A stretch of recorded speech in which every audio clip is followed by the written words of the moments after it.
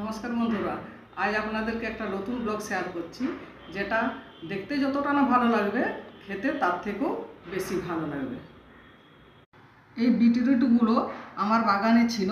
বাগান পরিষ্কার করতে গিয়ে এই বিটরুটগুলো আমি দেখতে পেলাম, সেইগুলো নিয়ে এসেছি। আমি এখন এই বিটরুটের চাটনি বানাবো।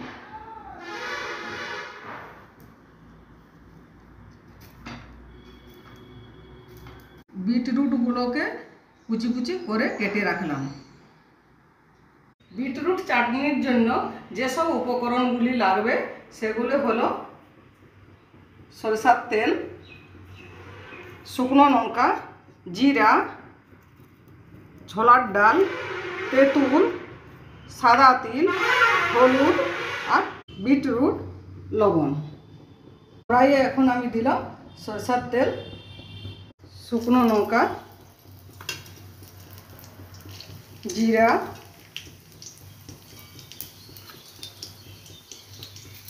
এর মধ্যে দিয়ে দিলাম ছোলার ডাল,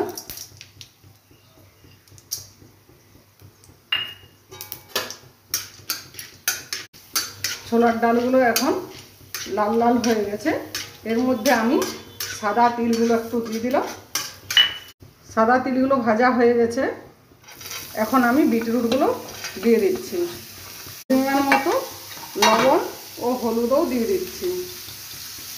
এখন আমি নেড়ে চেড়ে একটু ঢাকা দিয়ে দেব।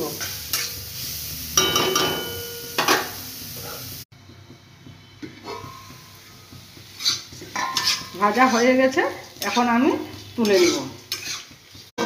ঠান্ডা হলে গ্রাইন্ডারের মধ্যে দিয়ে দেব তেঁতুল আর এই ভাজাগুলো দুটো একসাথে।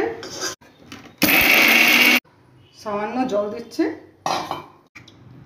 এখন বাটা হয়ে গেছে, আমি একটা পাত্রের মধ্যে নিয়ে নিচ্ছি। চিনি বা গুড় মিশালাম না, কেননা বিটরুটের মধ্যে আছে মিষ্টির স্বাদ। এখন আমি টেস্ট করে দেখব কী রকম হয়েছে। অসাধারণ। ভাত, রুটি, পরোটা সবার সাথে এই বিটরুটের চাটনি খাওয়া যায়। আপনারা বাড়িতে সবাই এই চাটনি বানাবেন, দেখবেন খেয়ে যে খুব টেস্টি লাগবে। আমার ব্লগটিকে শেয়ার, কমেন্ট এবং সাবস্ক্রাইব করবেন।